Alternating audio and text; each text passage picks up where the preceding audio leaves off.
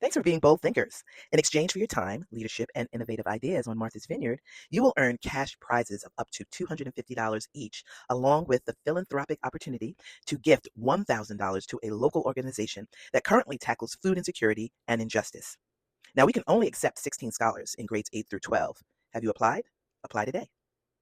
In this first 30-minute on-demand Girls on Fire Spark session, we will introduce our response to food insecurity with young scholars like yourself who are leading innovation for equity-driven ideas that tackle food insecurity.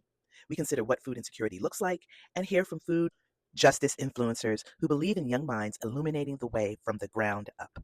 Then we want you to take the kickoff challenge. Design a meal that feeds your community. What is on the plate? Where does it come from? And what impact can it have? We'll continue to spark the way for you until we meet August 20th on the Vineyard.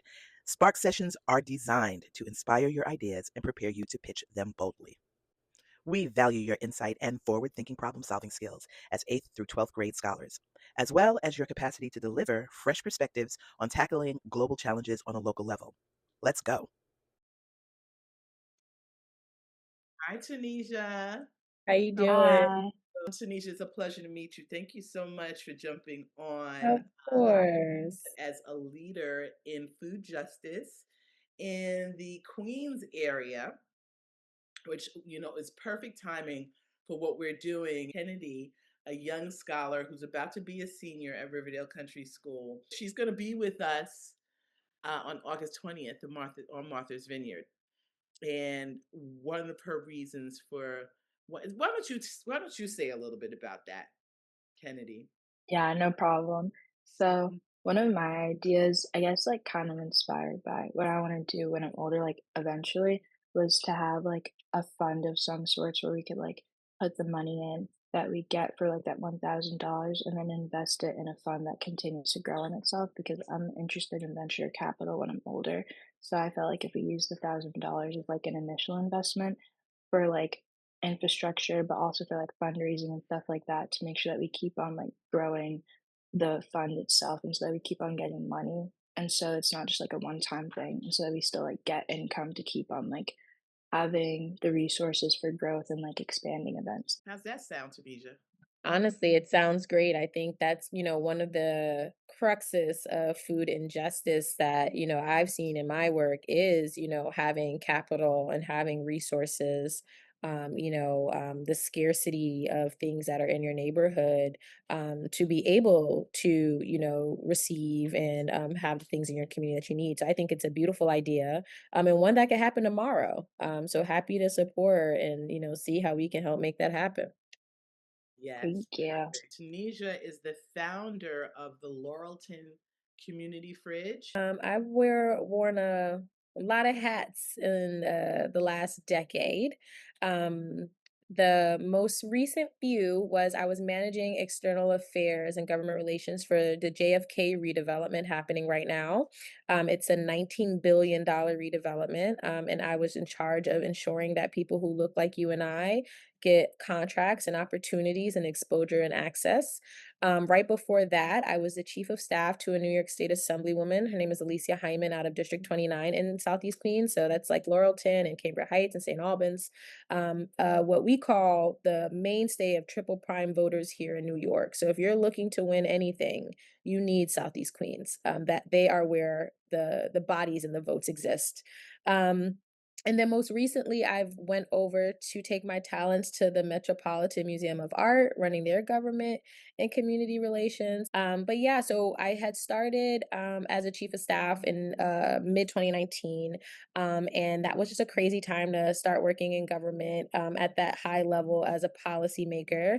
A lot was changing. I had a lot of ideas of what it was going to be like to introduce bills. In my interview, I was like, I'm gonna introduce at least 30. We're gonna pass about 50 pieces of law. And actually, quite frankly, we did. But it was saying, I really have some big, bold ideas for this community.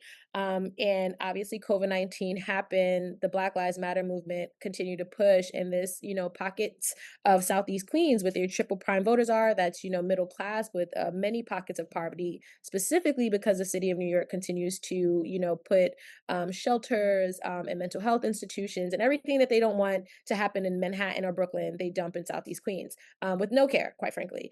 But what that means is that if you continue to, add these populations to this community, it means that we have to have the access to the right things. So there is a full environmental justice issue. We already talked about airports. There is a wastewater and sewer water issues, groundwater issues in Southeast Queens that just continue just to be overlooked. We have the airport. We have buses, we have trains right there, right? There's a lot of ozone issues, there's a lot of noise issues that happen in the community that are still being overlooked, right? This community literally fought to become the blackness that it is, and won it and oversaw it, right? And now, quite frankly, they're being spanked for it. And another big part of that is food injustice. We have maybe now one Black owned grocery store in this community. When I tell you the entire community is fully Black down to its elected officials, that it's insane to think, right? And more importantly, just access, you have to take a bus and a train to probably get to a really good, at the time, Target, right? To even find the things that you're looking for. So I randomly found out about a fridge that was opening in Brooklyn in one of my friend's neighborhoods. And she was like, I don't know anything about this. It just popped up here. And the community was upset about it. They just didn't want it. And I said, you know what? I called one of, I think it was PC Richards, and was like, I need two fridges. I need to be able to put them in my community. I reached out to someone, if this was the Laurelton area, I reached out to the South Ozone Park area, which is about maybe 2 miles away, and said, hey, this called the Southside Action Pack, the very Gen Z organization. I said, I have gotten PC Richards to give me a fridge. Would you like a fridge? And they said yes. So they put it in front of a barbershop. I put it in front of a deli called Three Hands Deli. And it was an overwhelming response from this community to keep that fridge packed and stacked. I mean, from Whole Foods randomly coming into the community just to drop stuff. They had always had greens in and out of it. Schools would actually utilize it. Our Greek organizations actually gave over $10,000 to the deli just for the lighting, the Con Ed bill, to keep it on. And yeah, so it got an overwhelming response. And it's actually still up to this day. Its name is Just Us. I actually got the name from a documentary called Time, about a family in Louisiana who, a mom and a dad who, both went to federal prison for armed robbery. And what should have been 20 years in prison ended up trying to be 21 years to life for this dad. And one of the twins that they had, his name was Just Us. And I thought it was just such a beautiful name, coming out of their story of birthing five amazing Black sons. And so we named the fridge that. And yeah, till this day, the community continues to utilize it, pour into it. If you're looking for something to do in our community to give, Laurelton Community Fridge has become one of the mainstays. There were a lot of lessons about that in COVID. We actually had K-Town, our Korean neighbors in Astoria, actually come and drop nothing but beef bulgogi in the fridge for days. So we had to actually send it to other places in deep freezers because it was just so much of it.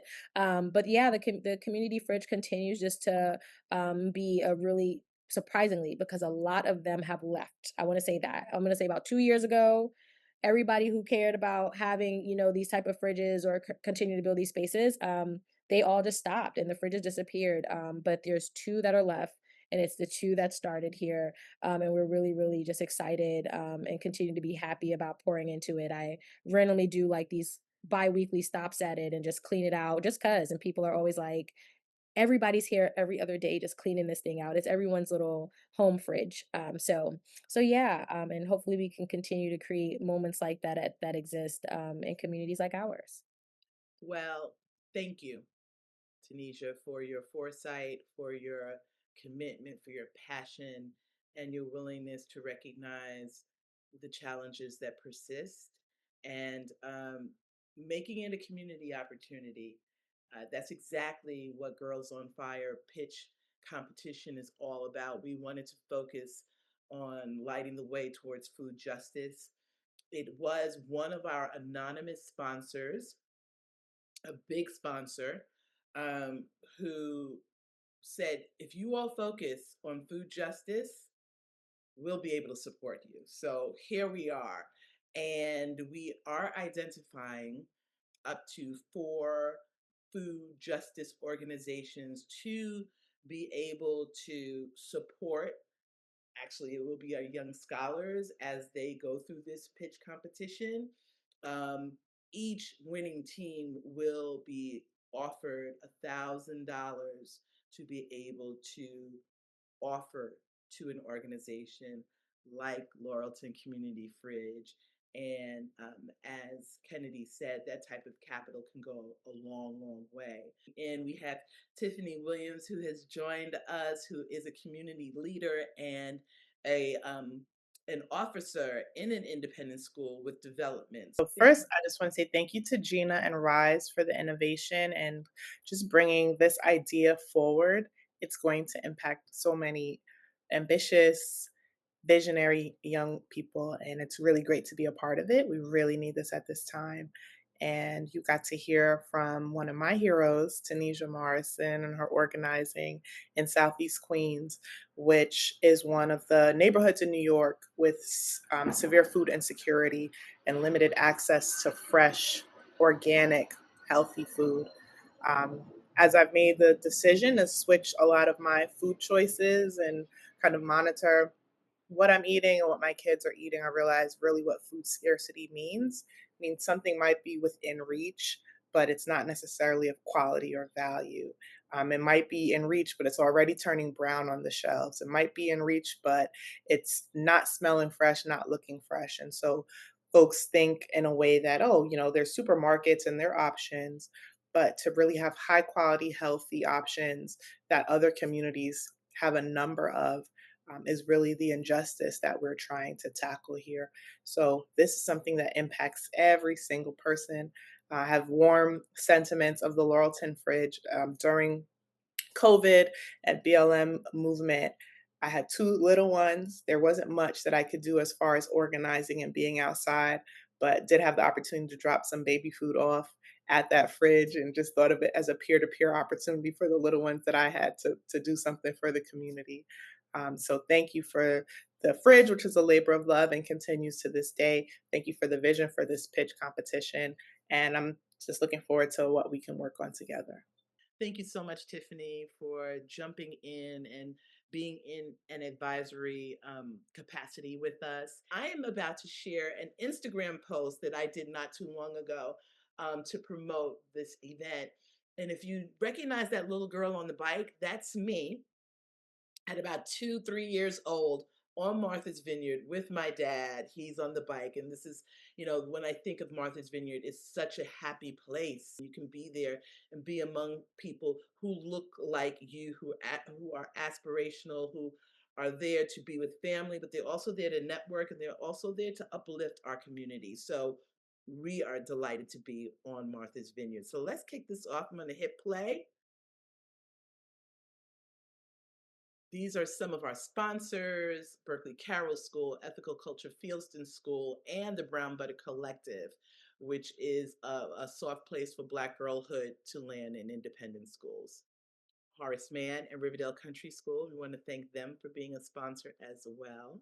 Vibrant Health, that provides nutritional supplements. TD Securities, an organization that we have partnered with on Island. And then our anonymous sponsor, I wish I could say who they are, but they will be on the Vineyard. We are calling 16 Bold Thinkers. Kennedy, if you know any girls that will be on the island with you, please share this. It's not too late to join. We can catch them up to speed. The QR code is here. The winning teams receive prize money, which is not only will you be receiving prize money as teams, individually, everybody on the team will be getting the same amount. You'll also be able to have the opportunity to become youth philanthropists. So we'll be providing you again with $1,000 to be able to give to an organization of your choice. And we will definitely have the Laurelton Community Fridge as one of our recipients.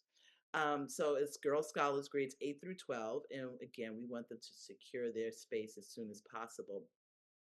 This is an overview of our sponsors. Again, we are looking for young leaders with bold innovations to pitch. We have a series of events that are happening. Today is our kickoff. On July 23rd, we'll have our second kickoff, which is known as our Spark Session number 2, where we'll be able to dig a bit deeper, just getting past the introduction, but setting up the pitch, learning what components are going to be necessary so that you can begin to gather your thoughts, dream, innovate, and then once we're on island, be able to put a lot of things together. So on August 20th, we'll be doing that at the YMCA on Martha's Vineyard. And prior to the 20th, on the 19th, we will have a little welcome reception for everybody there. It's at a residence, and it'll be a really great time for all the girls to meet in person and just, kind of inspire one another for the next day's work. And then on August 21st, there will be some networking with TD Security. So you should be there, Kennedy, because if you're interested in venture capital work, you'll be able to network with some people there. We want to welcome our bold thinkers.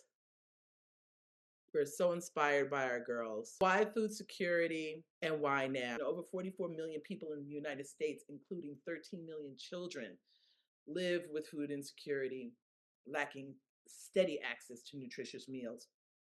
In places like the Bronx, Detroit, and Mississippi, 1 in 4 families face this daily struggle, often surrounded by fast but no fresh groceries in sight. This leads to generational health issues, academic setbacks, and limited opportunity. Our response is to empower the Girl Scholars to lead innovative, equity-driven solutions that tackle food insecurity from the ground up. What does food insecurity look like to you? I'm missing a word there. What does food insecurity look like to you? Kennedy, do you want to say a few words about what food insecurity looks like to you?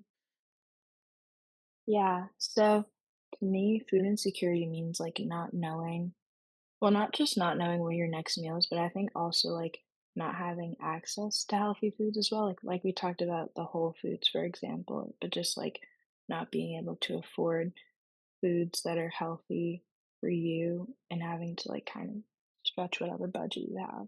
Again, you might have a Whole Foods, but what is Whole Foods? How good is it if the food is too expensive? So there's a financial component to it as well, right? So there are a lot of different challenges that we face. A lot of students are not getting nutritious meals at home, but they're depending on school to provide that for them. Food insecurity is real and it's relevant. And oftentimes, if you're living in a space where you don't have access to, adequate transportation, you're going to go to the corner store, right? And you're going to get whatever's there in that deli, and you think it's healthy, but all of the additives that go into it makes that a challenge as well. A lot of processed foods. What are the other top resources that community leaders are really digging into right now? What's trending around being able to combat food insecurity?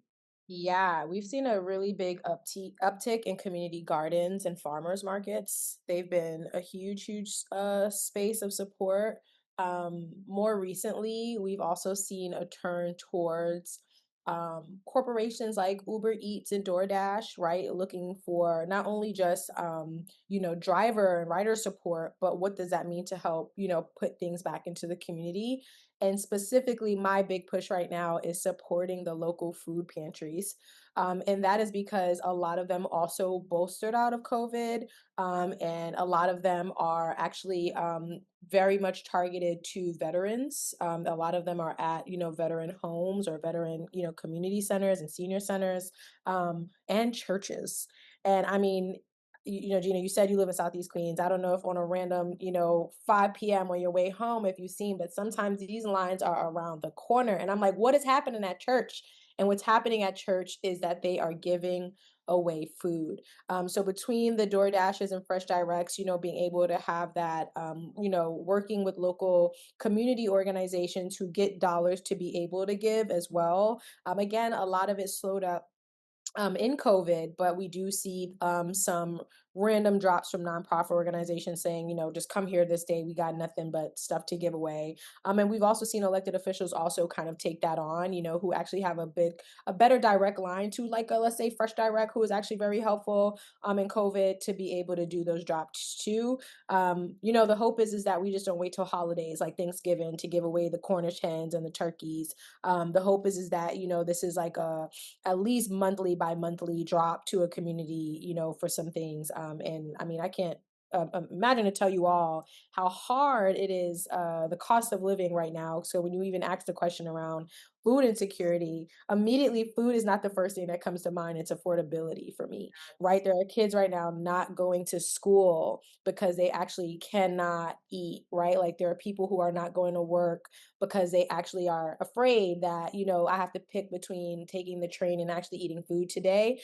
So, the intersection is real, super real. And I can't help but to think sometimes it's designed that way.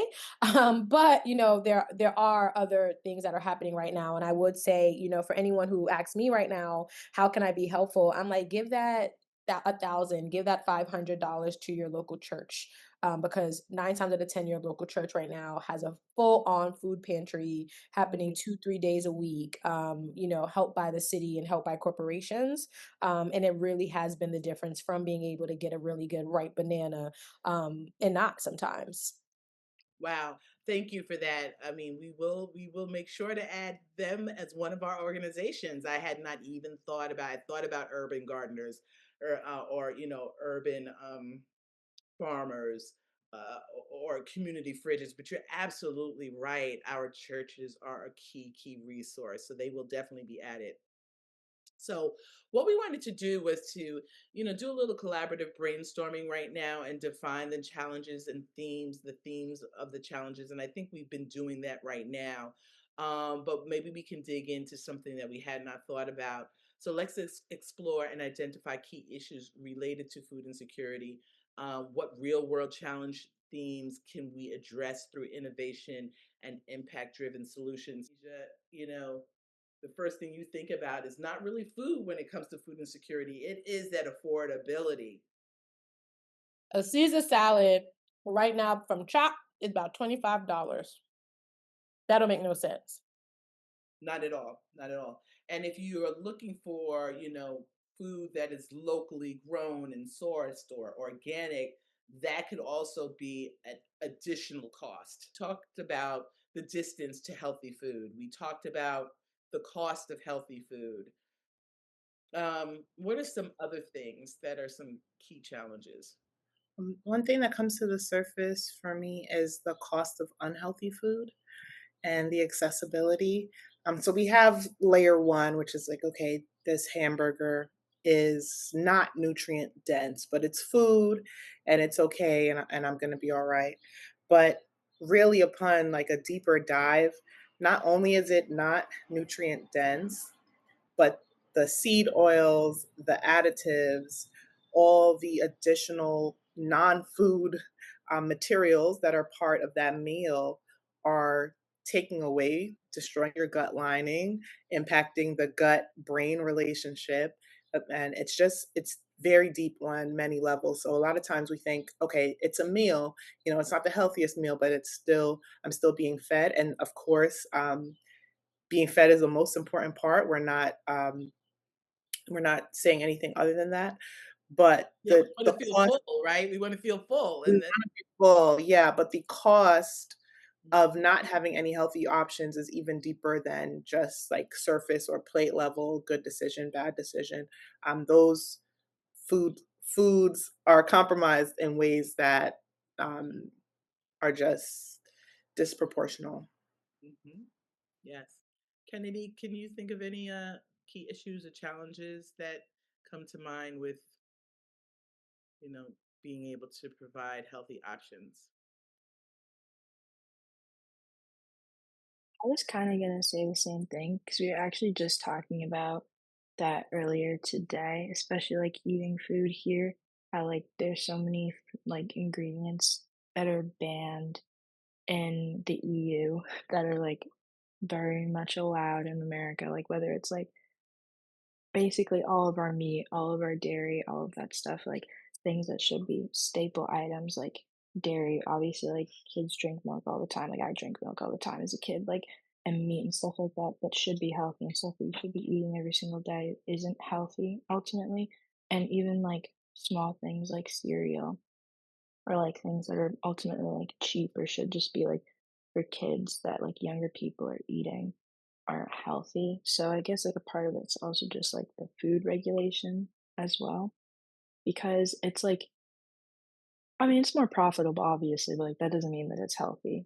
Kennedy and those who are going to be watching on demand, what we would love for you to do between now and our next Spark session in July is to begin to keep a journal, a vision journal, and design a meal that feeds your community. So the challenge is to design a meal that feeds your community, what's on the plate, and where does it come from. And then we can also talk about maybe some of those challenges around maybe even what's not on the plate because we just can't get to it. Yes. So I'm really happy to host the creative kickoff on behalf of Victorious. Victorious is a small business on one side and a nonprofit organization on the other that works together to build unity in our community and to build on cooperative economics. And we really believe that if you write a vision and you make it plain, that that vision will come to pass. We have many young scholars in our program who do vision boards on a regular basis, and when we check back in, it's success stories about what they've been able to accomplish. So that is a staple in our programming, and we're so happy to bring that to this collective. So the prompt here is to design a meal that feeds your community, and as you're thinking through the elements of that meal, it should reflect what's unique to your community. So the flavors, the colors, the taste, the seasonings, all of that should really have significant value, and you should be thinking about where all those materials are sourced. Like if you're putting that meal together, where would you get the meat? Where would you get the veggies? One thing that this activity will highlight is where there's surplus, because we don't operate from a deficit only lens. We believe that you have everything that you need and the community, has resources, and it's really about building on those, amplifying what's there and then adding more. And then also it'll highlight where there's still a lack or where there's gaps. And we're really excited about doing this work together because we know that this group of young people is going to help close those existing gaps. We have our ideas, we have concepts, but there's so much more within this group that'll come to the surface throughout this process and at the pitch competition. So, for example, a colleague of ours started a farmer's market in COVID because it was a fresh air opportunity for folks to connect. We had our social distancing things to honor, but we still needed that sense of community and of gathering. And so, from that community farmers market, what was once a fruit stand and it just grew. Like every time the farmers market there was an additional table, and now there are fruits, and there are fruits and veggies, and now there's some breads and there's some pastries. But that has grown into a brick and mortar business in Southeast Queens that is a fully functional, organic, clean supermarket. It's right in the middle of Southeast Queens on Merrick Road by 111.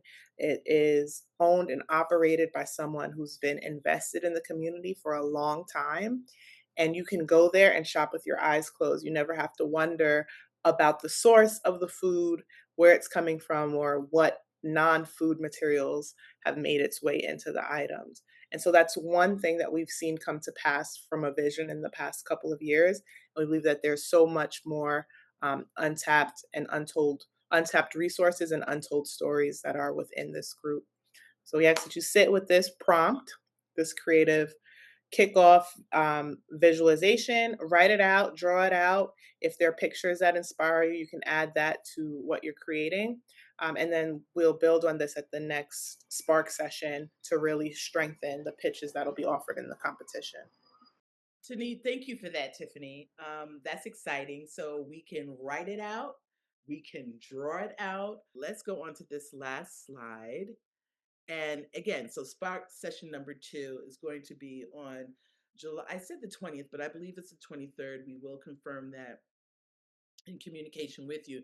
But we're going to learn more about innovation and entrepreneurship to address food systems.